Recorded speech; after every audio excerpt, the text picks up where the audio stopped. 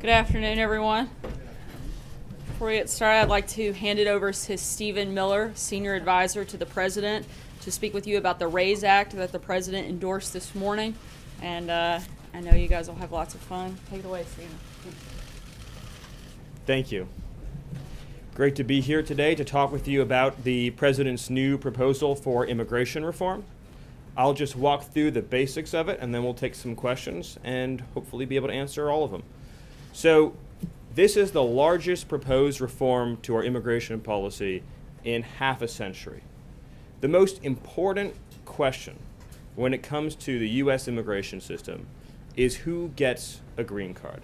A green card is the golden ticket of U.S. immigration. Every year we issue 1 million green cards to foreign nationals from all the countries of the world, but we do so without regard to whether that applicant has demonstrated the skill that can add to the U.S. economy, whether they can pay their own way or be reliant on welfare, or whether they'll displace or take a job from an American worker.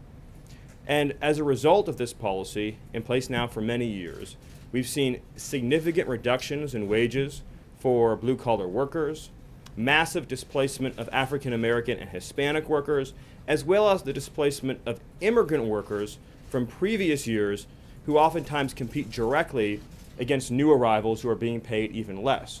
So it's a policy that's actually exacerbated wealth inequality in the country in a pretty significant way. So you've seen over time, as a result of this historic flow of unskilled immigration, a shift in wealth from the working class to wealthier corporations and businesses. And it's been very unfair for American workers, but especially for immigrant workers, African American workers, and Hispanic workers, and blue-collar workers in general across the country.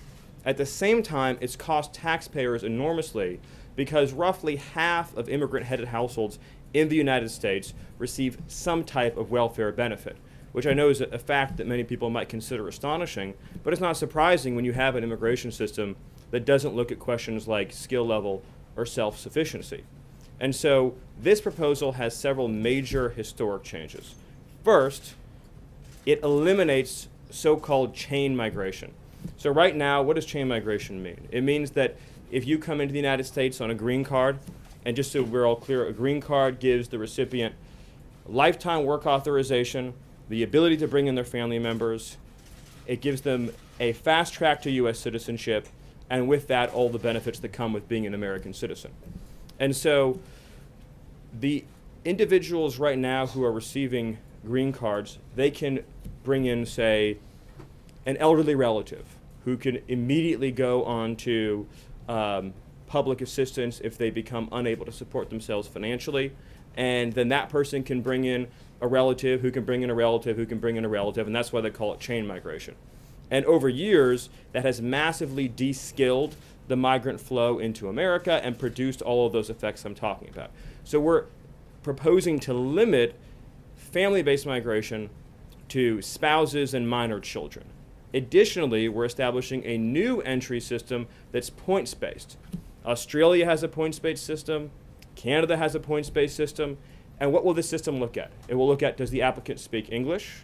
Can they support themselves and their families financially? Do they have a skill that will add to the U.S. economy? Are they being paid a high wage? The last part's very important because it will help prevent displacement of U.S. workers. So if a company, let's say, they're offering 3 times the median wage, that person will get more points on their application than if they're being offered 2 times the median wage or 1 times the median wage. So all of a sudden, you're putting upward pressure on wages instead of downward pressure, and you're making it very hard to use immigrant labor to substitute for American workers, because by prioritizing higher paid workers, you basically end the practice, more or less, of being able to seek out permanent residents to come in at lower pay. And so that's a major historic change to U.S. immigration policy.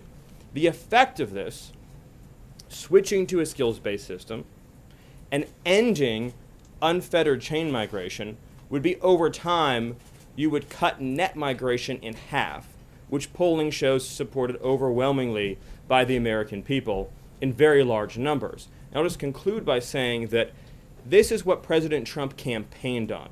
He talked about it throughout the campaign, throughout the transition, and since coming into office. This is a major promise to the American people to push for merit-based immigration reform that protects U.S. workers, protects U.S. taxpayers, and protects the U.S. economy, and that prioritizes the needs of our own citizens, our own residents, and our own workers. It's pro-American immigration reform that the American people want, that the American people deserve, and that puts the needs of the working class ahead of the investor class. So with that, I would gladly take a few questions. Thank you, Stephen. You talk about the president's agenda and wanting to implement it, but obviously if this doesn't become law, it won't be implemented, and there's already resistance in Congress, specifically from Republicans, even the day that you're rolling out this plan. How do you plan to overcome that? Where are the compromise points for the president and this White House? It's been my experience in the legislative process that there's two kinds of proposals. There's proposals that can only succeed in the dark of night, and proposals that can only succeed in the light of day. This is the latter of those two. The more that we as a country have a national conversation about what kind of immigration system we want and to whom we want to give green cards to, the more unstoppable the momentum for something like this becomes. There's room for change. And for public support is so immense on this, and we just look at the polling data in many key battleground states across the country, that over time you're going to see massive public push for this kind of legislation, because immigration affects every aspect of our lives. It affects our schools, our hospitals, our working conditions, our labor market, our tax base, our communities, and it's a deeply personal issue for Americans. And so you're going to see massive public support for this. And ultimately, members of Congress will have a choice to make. They can either vote with the interests of U.S. citizens and U.S. workers, or they can vote against their interests, and whatever happens as a result of that, I think, would be somewhat predictable. Let me go to John, and then we'll move back. How do you wedge this into an already jam-packed legislative calendar? Well, ultimately, we're going to have conversations with Senate leadership and House leadership about the steps forward. But this is an issue that we campaigned on, the American people voted for by electing Donald J. Trump as their president, and that is of enormous importance to the American economy because, again, we're protecting blue-collar workers and we're bringing in workers who can add to the economy. And so I really think this is a really historic moment that happened today. Again, the biggest proposed change that would take place in 50 years at a time in which you have automation that is replacing a lot of jobs in the United States. You have American workers without high school diplomas who have very low participation rates in the labor force. And then you're bringing in workers to compete directly against the workers who are either losing their jobs to automation or who can't find work because there's not enough jobs for workers in our own country without education. And so particularly, go to an American city that has labor force problems, wherever that may be, say Detroit. How is it fair or right or proper that if, say, you open up a new business in Detroit, that the unemployed workers of Detroit are going to have to compete against an endless flow of unskilled workers for the exact same jobs, reducing pay for those positions and reducing their chance of getting those jobs, while at the same time, ultra high skilled workers are on the back of the line to get into the country. It makes no sense. The numbers are too large, and the numbers of low skilled workers in particular is a major detriment to U.S. workers. So I think the more we have this conversation publicly and ask America who ought to get a green card in this country, the more momentum there's going to be, the more support there's going to be. And our message to folks in Congress is, if you are serious about immigration reform, then ask yourselves what's in the best interest of Americans and American workers, and ultimately this has to be a part of that. Let's go to Glenn. Two quick questions. First of all, let's have some statistics. There have been a lot of studies out there that don't show a correlation between low-skilled immigration and the loss of jobs for native workers. Cite for me, if you could, one or two studies with specific numbers that prove the correlation between those two things, because your entire policy is based on that. And secondly, I had sources that told me about a month ago that you guys have sort of elbowed infrastructure out of the way to get immigration on the legislative queue. Tell me why this is more important than infrastructure. Well, the latter statement isn't true.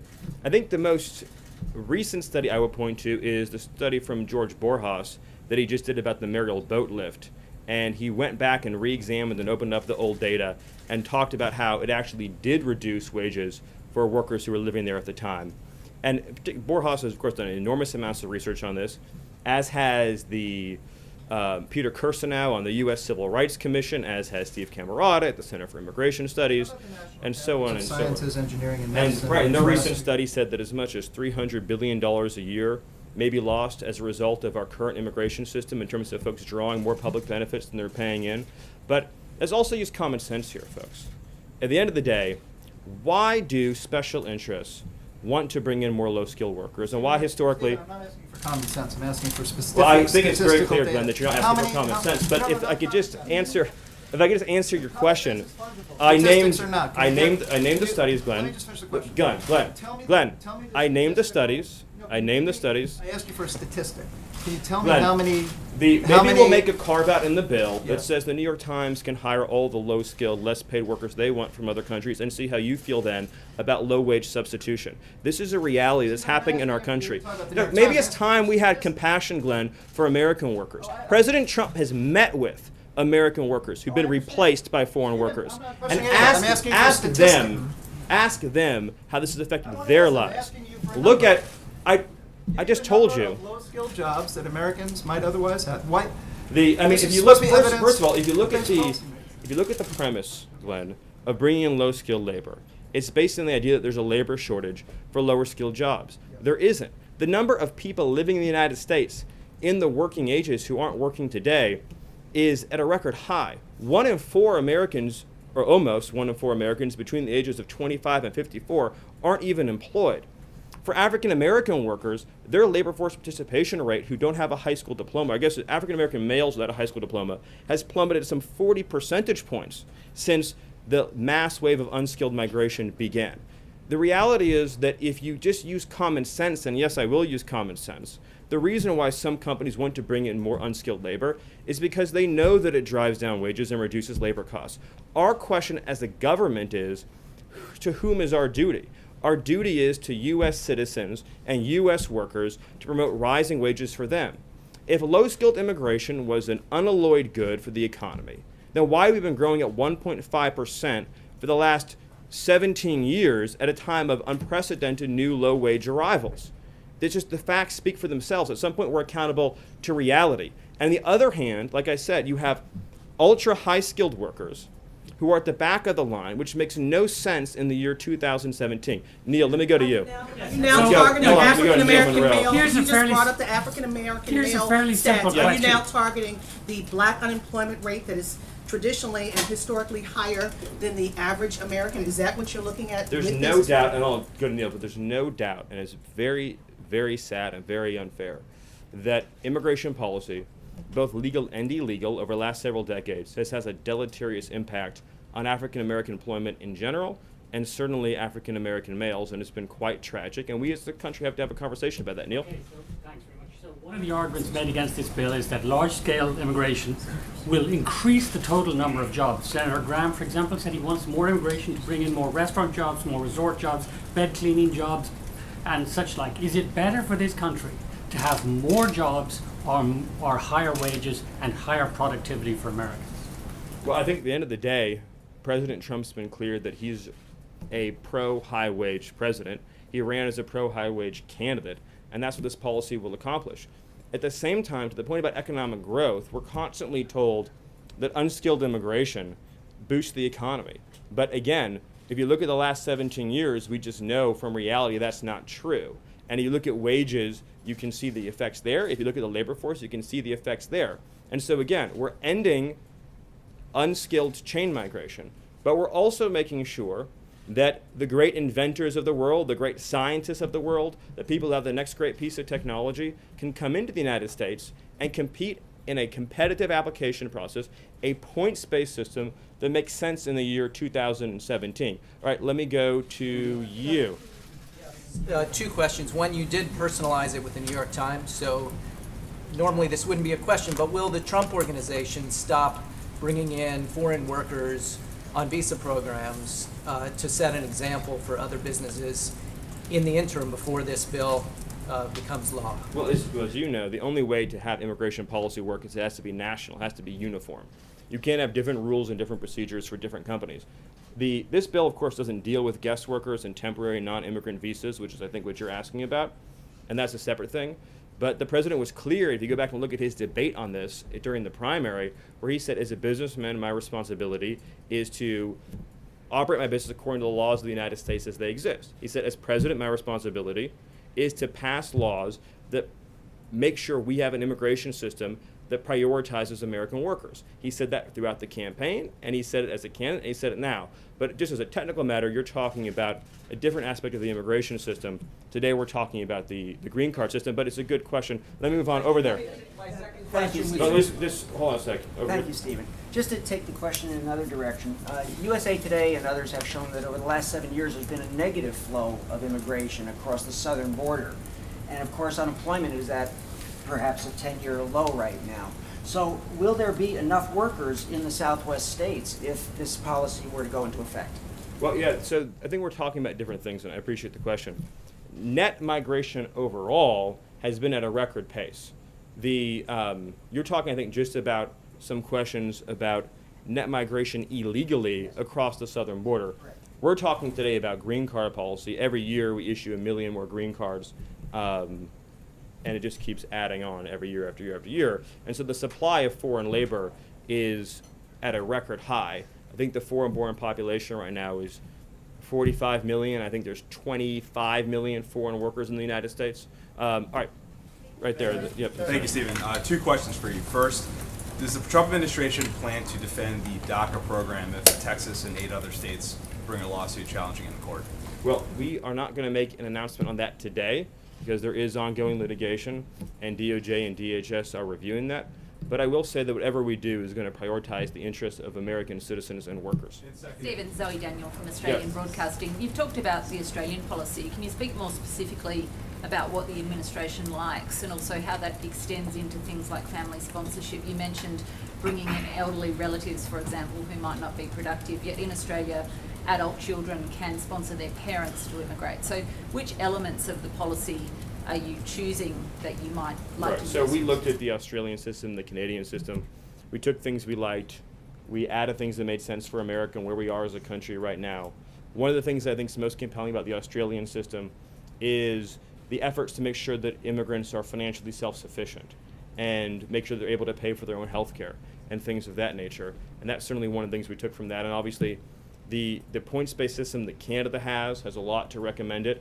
And we took that and we added things that were all new to it, and they're released today, and that make sure that we have a highly competitive application process. Look, there's 7 billion people in the world, and so the question of who gets that golden ticket needs to be a discerning process that makes sense. Again, in an environment in which you have this huge pool of unemployed labor in the United States, and you're spending massive amounts of money putting our own workers on welfare, doesn't it make sense economically to say, let's get our own workers, immigrant and U.S. born, off of welfare into the labor market, earning a living wage, able to pay into taxes, instead of bringing in lower wage substitutes, while at the same time ensuring that the inventors, the innovators, and the scientists are able to come into our country and add to our economy and our GDP, but not as substitutes for Americans.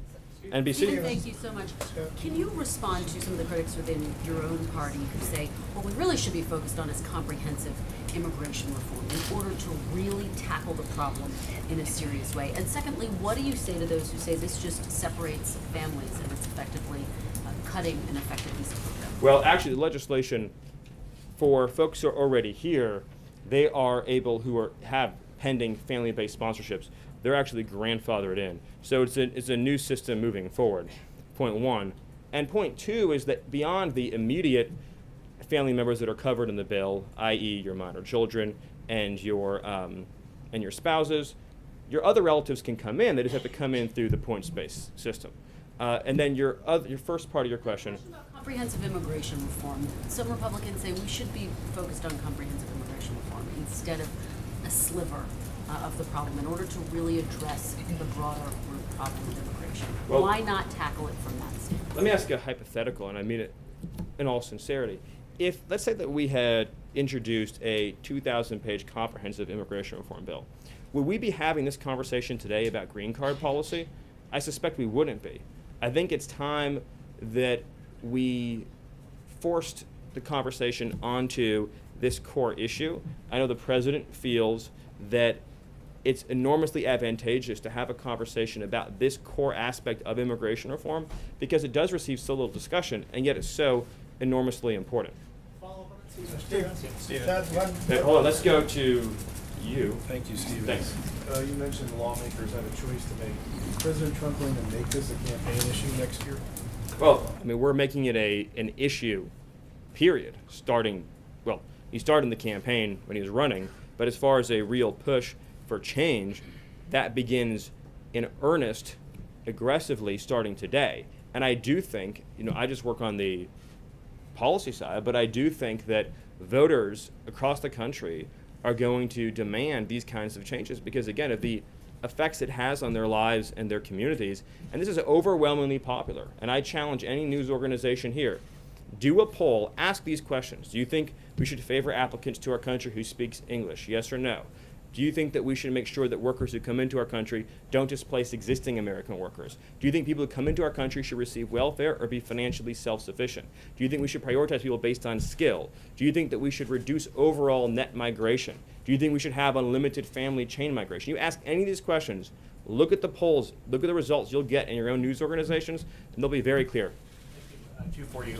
First, following up on Noah's question regarding the president has talked a lot about immigration reform. This has been held up in the past. He has the power today to take personal action on this by changing the way his Trump properties, Mar-a-Lago and others, bring in unskilled foreign workers, displacing, as you talked about, the large numbers of Americans who are looking for work in these states. So is the president planning on taking that action? And secondly, does this signal that the White House does not believe that any sort of comprehensive action on immigration is possible with this Congress, that immigration needs to be tackled in a piecemeal fashion going forward? Well, again, just as a technical matter, you're talking about non-immigrant guest worker visas, and this legislation deals with green cards, i.e. permanent immigration. So they're two totally separate categories. But I'll just refer everyone here today back to the president's comments during the primary when this was raised in a debate, and he said, my job as a businessman is to follow the laws of the United States. And my job as president is to create an immigration system that works for American workers. And that's one of the reasons why I think Americans so deeply admire President Trump, is because they see every day he's not working for himself. He said over and over again, I've been very successful. I've had a great life. Now I'm here to work for the American people. But for any immigration system to be functional and to work, it has to be uniform across the board. One standard for everyone. Say how close the president is to getting a nominee for DHS, and can you add, if this legislation is not moving by the end of the year, how much is it possible for you to do through executive action, if any? Well, I certainly think that on the administrative action front, you can tighten up and continue to tighten up enforcement on visa rules and standards, and I think that's certainly something that we'd be looking at doing. But we'd like to create a permanent change to our immigration system that will endure through time, that will still be in place many decades from now. And that's what this legislation would accomplish. And I would just, again, encourage everyone to understand the depth of this change. What President Trump has done today is one of the most important legislative moves that we've seen on this issue in many, many years. The President of the United States said, I am taking a stand today for American workers and the American economy, and we're putting American families first on immigration. We're saying our compassion, first and foremost, is for struggling American families, and our focus is on the national interest. That is a major event, and all of your news organizations should take a hard look at the polls on these questions and see where folks are, and you'll see that this is an issue that's supported by Democrats, independents, and Republicans across the board. One last question, and then I'll hand it back to Sarah. If they are on the polls, Steve, on the polls. We're going to do more than one, maybe two questions. I'm getting a lot of energy from up front here. If this is so huge and major, you make it sound so enormously important. Yes. Why did the senators who were with the president today call it modest and incremental? Is it modest and incremental? And aside from that, you seem to be suggesting this is immigration reform. Does this come even close to stemming illegal immigration for the president? Well, so of course, the answer is that it's the divide between how Americans think about immigration and how Washington thinks about immigration. So to everyday Americans, this is the most rational, modest, common sense, basic thing you can do. Of course you shouldn't have foreign workers. Modest and incremental? Of course you shouldn't have foreign workers displacing American workers. In Washington, this represents a sea change from decades of practice. So it just depends what lens you're looking at it through. Incremental sea change. It just depends what lens you're looking at it through. I guarantee you, go to, say, like an ed board for a couple of your papers and see what they think about it. They'll see it as a sea change. Talk to an everyday guy on the street and he'll say, this is the most common sense thing, or she'll say, this is the most common sense thing that I've seen in my entire life, and it's right down straight the center of American politics and American political views. So take one last question. Who has the last question? All right, so I'll do for the last question right here. Thank you, I appreciate it. And I thank you very much for coming out here and talking to us on camera. But I'd like to ask you if you've recently spoken with your old boss and what you make of the rift between President Trump and the Attorney General. You worked for Jeff Sessions for many years. Well, I think Sarah's already spoken about that at length, and that's not why I'm here today. But I think if I remember what she said correctly, I'll say it again, the President has confidence in all of his cabinet and expects them to perform their duties honorably and fully on behalf of the American people. But since the last question is not on the subject at hand, I will take one actual last question on the subject at hand. So I will do, yes. What you're proposing here, what the President's proposing here, does not sound like it's in keeping with American tradition when it comes to immigration. The Statue of Liberty says, give me your tired, your poor, your huddled masses, yearning to breathe free. Doesn't say anything about speaking English or being able to be a computer programmer. Aren't you trying to change what it means to be an immigrant coming into this country if you're telling them you have to speak English? Can't people learn how to speak English when they get here? Well, first of all, right now, it's a requirement that to be naturalized, you have to speak English. So the notion that speaking English wouldn't be a part of our immigration systems would be actually very ahistorical.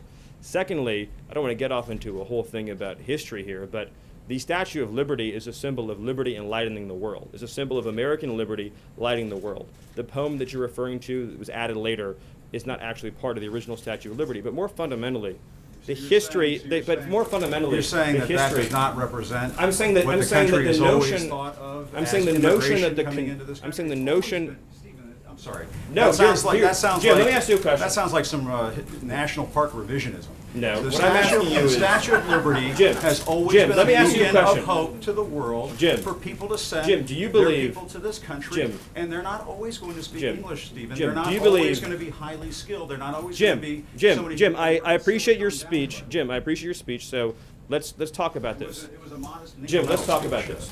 In 1970, when we let in 300,000 people a year, was that violating or not violating the Statue of Liberty law of the land?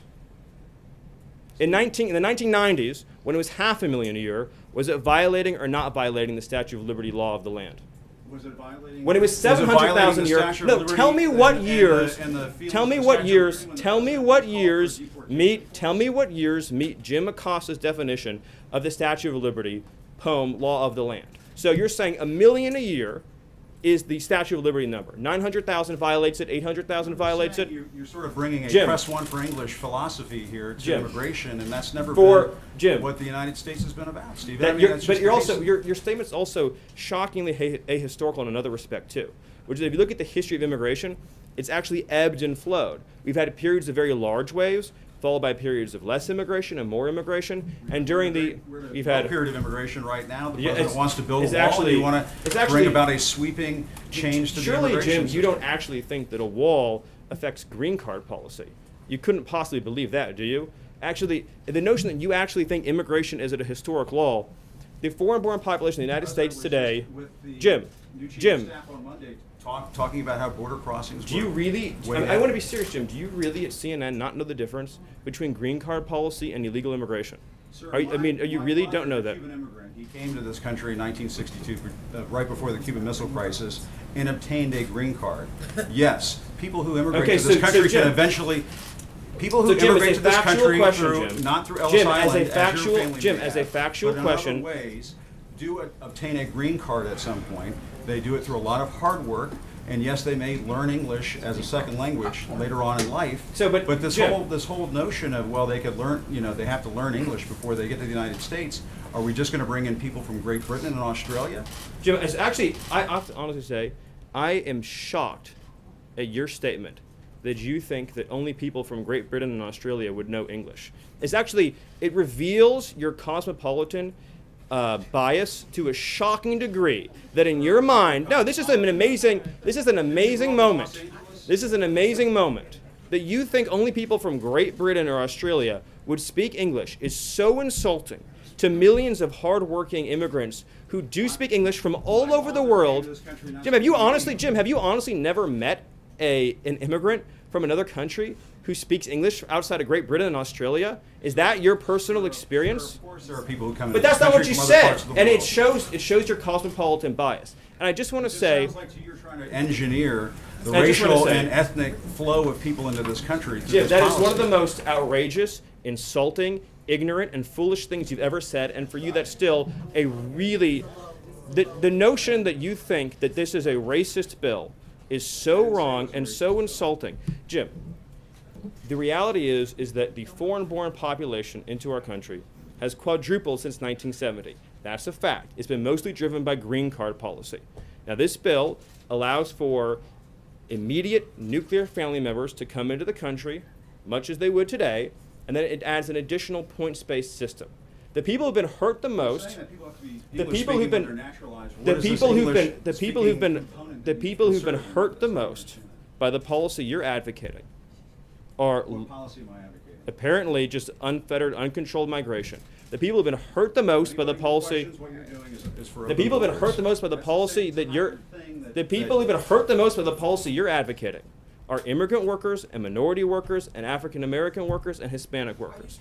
And it The has African no. American community, now you brought it up again, you said you wanted to have a conversation and not target. Is it gonna be a target? This is now? what we want to You keep do. using the African American community, are you going to target? I'm not trying to be funny, but Right, you and keep I know what saying you're this. saying. What you're saying is 100% correct.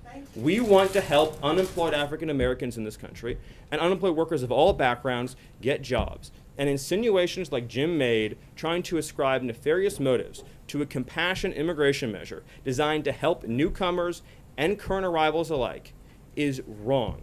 And this is a positive, optimistic proposal that says 10 years, 20 years, 30 years from now, 10 years, 20 years, 30 years from now, we want to have an immigration system that takes care of the people who are coming here and the people who are already living here by having standards, by having a real clear requirement that you be able to support yourself financially, by making sure that employers can pay a living wage. That's the right policy for our country, and it's the president's commitment to taking care of American workers. I apologize, Jim, if things got heated, but you did make some pretty rough insinuations. So thank you, thank you, thank you, and I'll hand it over to Sarah. I think that went exactly as planned.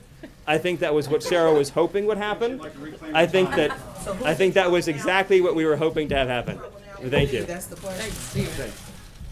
Well, the transition back should be pretty fun. Simple. Thank you. That was exciting. Throughout this week, we've been talking about the American dream and all that it signifies for people of all ages and nationalities.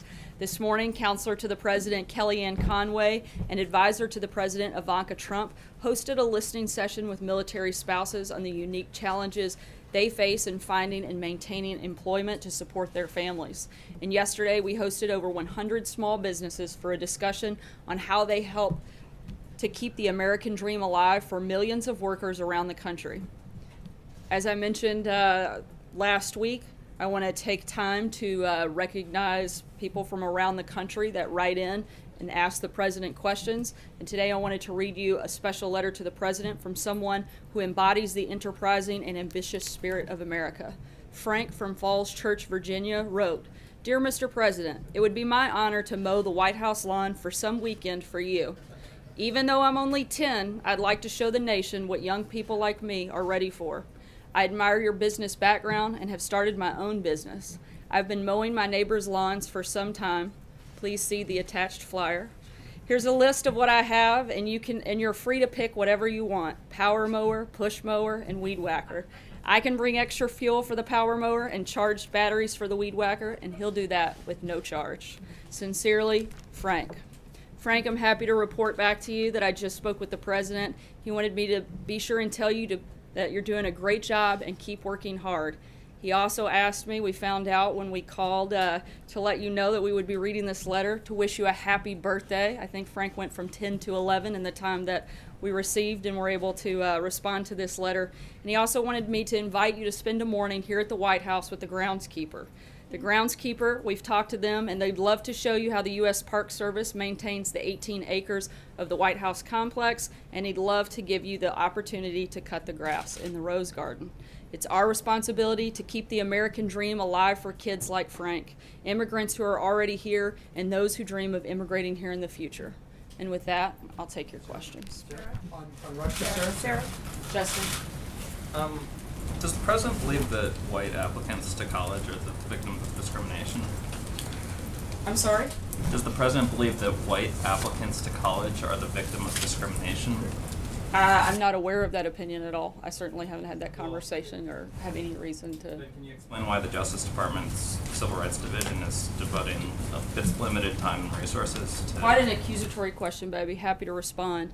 The New York Times article is based entirely on uncorroborated inferences from a leaked internal personnel posting in violation of Department of Justice policy.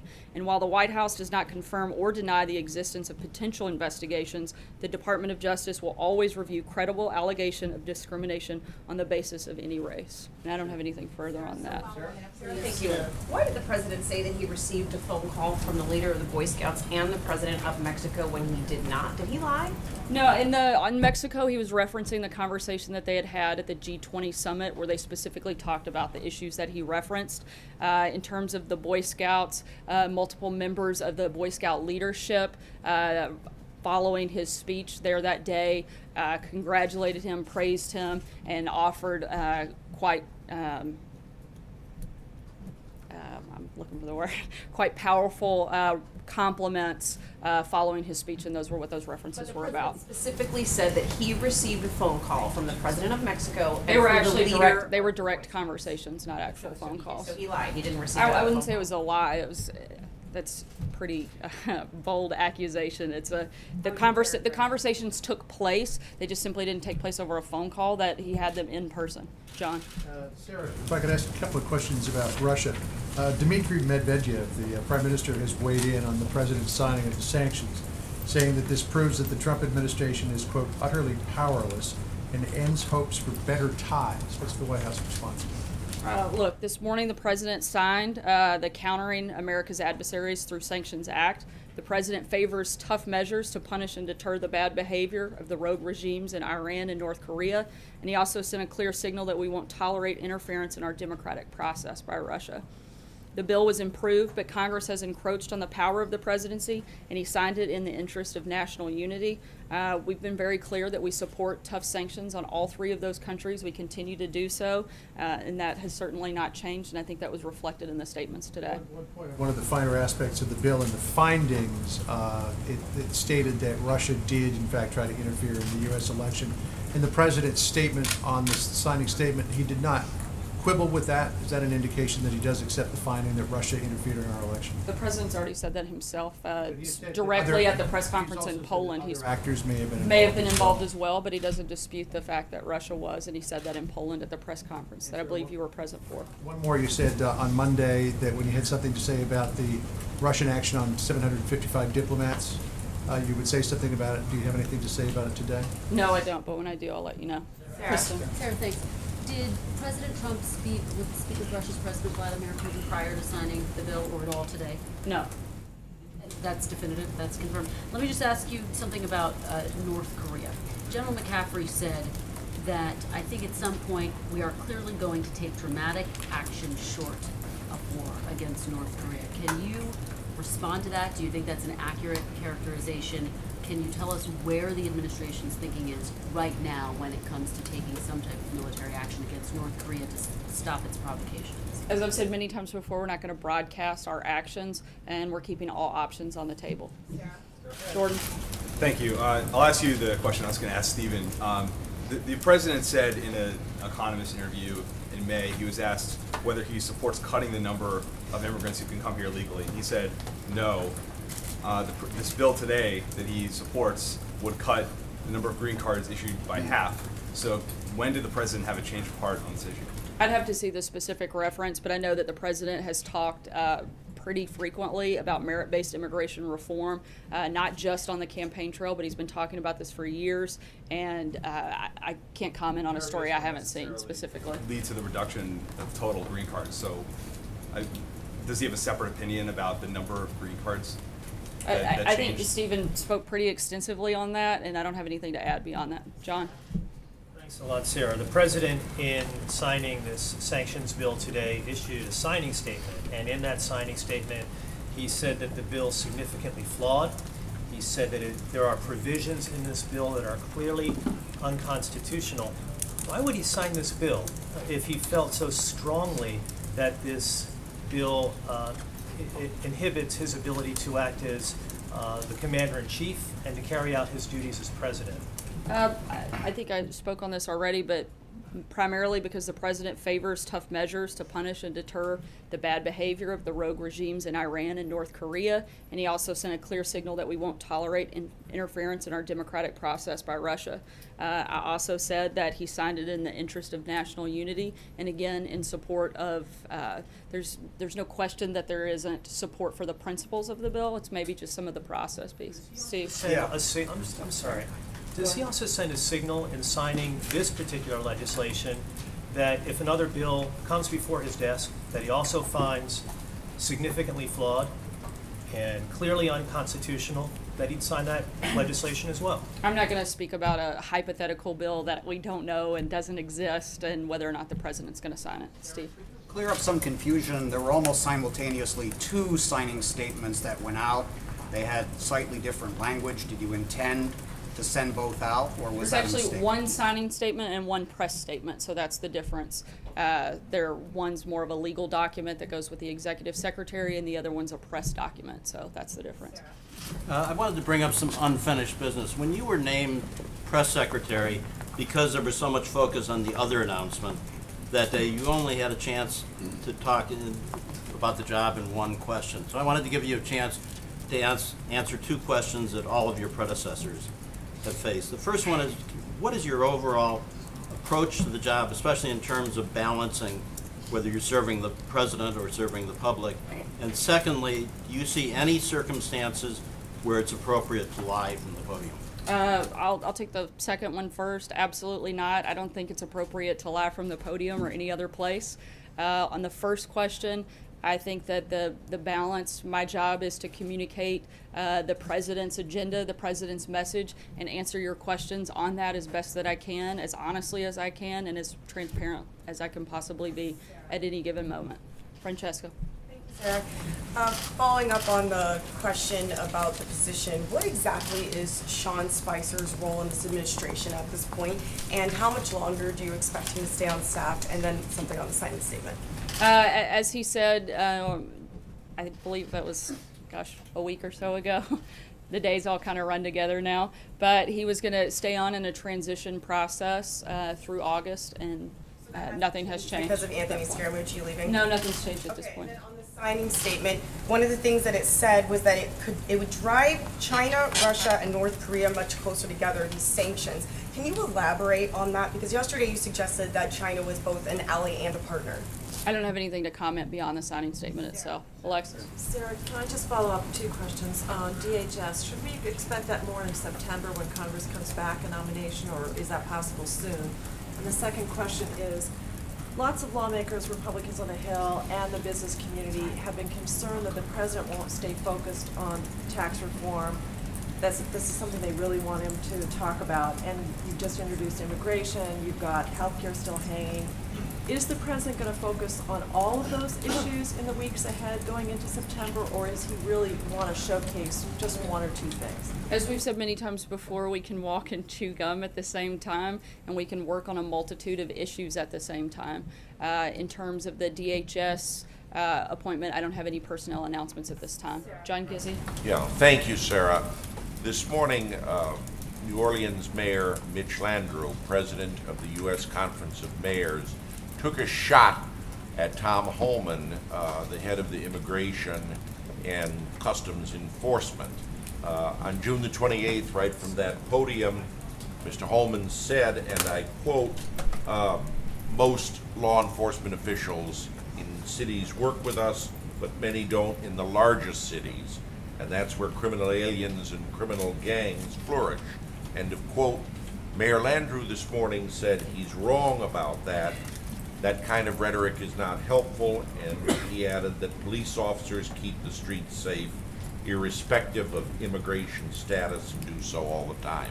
Your response to Mayor Landrieu and his charge against someone who is mentioned frequently to be the next Secretary of Homeland Security? Look, I think Tom has served our country well. He's been active in law enforcement, and I would certainly trust his opinion. A lot of confidence in him and his ability, having been in a multitude of different positions within law enforcement and been able to see it in a lot of different places, not just one location like the mayor. So I would certainly defer to Tom on this issue. Jim? So then you would, you trust him more than you would Mayor Landrieu on that issue? I think that's pretty safe to say, Jim.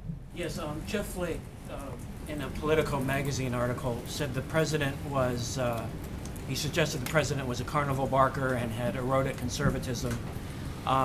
Is the president still thinking of helping to fund a $10 million challenge against Senator Flake? And does he have any response to Senator Flake's comments? I'm not sure about any potential funding of a campaign, but I think that Senator Flake would serve his constituents much better if he was less focused on writing a book and attacking the president and passing legislation. Alex. 2 American soldiers were killed today in Afghanistan. It's 9 on the year. Does the president know about this, and does he feel any sense of urgency to implement a new plan in the conflict there? Yeah, I can't comment on that at this time, but I'll certainly keep you posted. Trey. Thanks, Sarah. Did President Trump feel pressured into signing the Russia sanctions bill? No, as I've said, the president supports putting pressure on these 3 countries in particular, and so he supports the principle of it and wanted to take action in that course. Steve? You were asked yesterday by Jared Rizzi whether the president would weigh in on this question of cost-sharing payments. Can you put this to bed? Will the administration continue making cost-sharing payments or not? The CSR payments are bailing out at this point a failed law that the president wants to repeal and replace. Since last year's campaign, the president has been clear that Obamacare is a failed law. He's working with his staff and his cabinet to consider the issues raised by the CSR payments, and without Congress fulfilling its promise to American voters in repealing and replacing Obamacare, insurers will continue to flee this failing system. We need real reform that actually lowers cost and provides more choice for Americans, and we'll keep you posted when we have a final announcement on that. Thanks so much, guys.